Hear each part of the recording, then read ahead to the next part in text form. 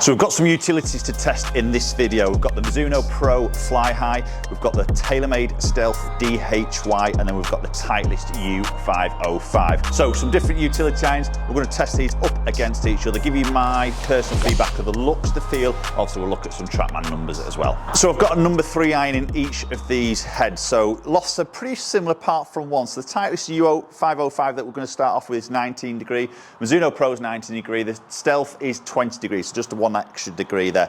But as I say, we're going to start off with the Titleist. The U505 is obviously a chunky look. We see a lot of that bottom of the club or the back of the club sticking out from that top leading edge. Again, I think this is a very personal thing with these utility irons on the actual look. You know, I think it's, for me, it can be a little bit distracting. It might just draw your eye away from the actual front of the club head.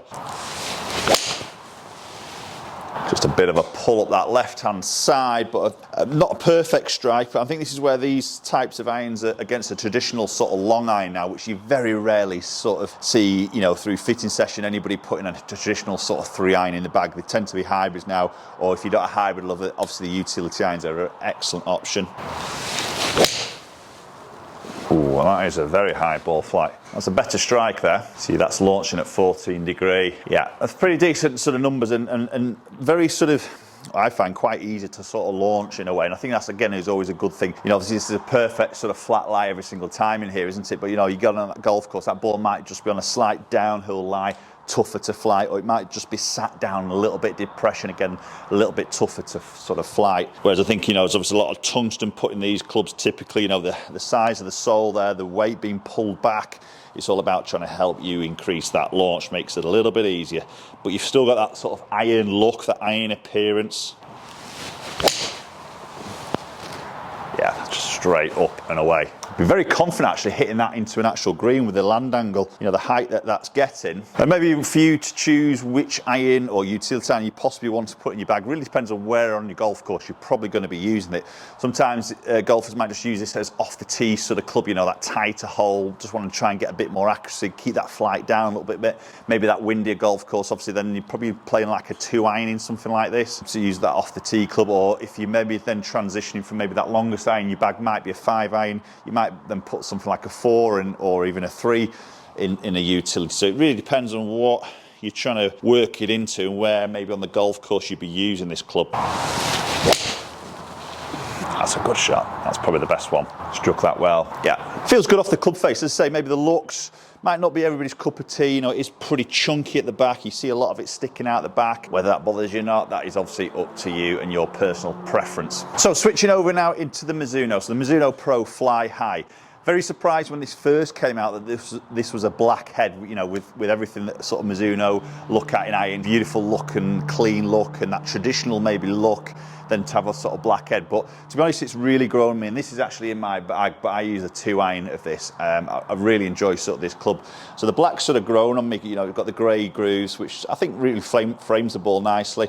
And I think, again, you're seeing a lot of that back of the club exposed there, but it's probably not quite as noticeable because it's black. And maybe the reason why they've done it in a black head, potentially. But yeah, there is there, but the grey, the lighter grey just draws your eye back to the front there. So it's not something that really sort of sticks out. It's a little bit of a better looking club, not quite as chunky on that top edge. It's a nice shot. Wasn't absolutely flush, but the flight was very good. But we're not going to expect massive distances difference between these clubs, to be honest, but just more of that sort of look behind the golf ball, maybe tying this in a little bit with your preferences. It's a super strike. That's a really good forward ball flight, that. Again, it's 19 degrees of loft. That's a real big hit there. Yeah, I really got hold of that one. Oh, a little bit off the bottom. See, this is prime example for these types of clubs. They are slightly harder clubs to hit, aren't they, these longer clubs? And typically a lot of golfers will struggle with that consistency of that strike pattern. I'm just sort of moving my strike a little bit around there, and you can see that off that one I flushed there. That's one shot, isn't it? You see the others are sort of, you know, they're just back a little bit from there. They're not quite perfect strikes, but when I see those flights visually, they're up, they're away. Okay, a little bit of a left shot there for me, that's my miss, but it's up and away, it's playable on that golf course, isn't it? That's a good shot. Yeah, so same loft as the Titleist there, but for me that Mizuno just giving a little bit more of a penetrating ball flight there, which I prefer. That was a good strike as well, you can see there, and getting up to that sort of 240 mark, which is really nice for a 3-iron. Okay, so moving on into the TaylorMade, so the Stealth DHY. Driving hybrid is what the DHY sort of stands for. Again, it's bulked up, it's beefy like we see in the other ones. We've got a weighted screw in the bottom of the club, we've got a speed slot in there as well. Do you know what? It is, for me, it's an ugly looking thing. It is better than the previous model, but it's still just, it's something what I put down and just go, oh. it just doesn't do it for me at all. But it always seems to work very nicely. It feels very, very easy to hit. And it's like that shot I've just hit there, this way. I get the Titleist video from. This club irritates me because for me it just looks awful, but it just seems to be really easy to hit. And that's a long shot there. It just seems to absolutely fly off the club face. Get a nice high ball flight. We know there's that 1 extra degree of loft, which obviously will just help a little bit. There you go, a couple of very good strikes there. Oh, and there we go again. That was a little bit low on the face. It wasn't perfect, but it's up, it's away, it's forward. Yeah, see, look, it's still up there, even with that not quite perfect strike. So my confidence levels now are really rising, so probably lets me go at this a little bit more, commit to it. Again, speed's just gonna sort of creep up a little bit.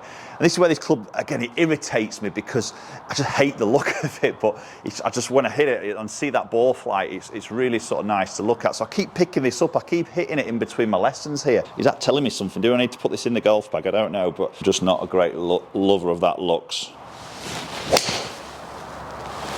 Again, a little bit up the left again, that's more me, but the flight's there yet again. Yeah, just a bit up that left-hand side. Okay, so what would your pick be out of those three? Post comments down below. For me, the looks, the Mizuno is a clear winner on those side of things, but when I see that ease of use, ease of flight, which might be a big influence for you as a golfer, the DHY from the TaylorMade just seems to get that ball up quite nicely and some nice ball speeds there as well. Appreciate you watching the video as always, and hopefully we'll catch up with you all very soon.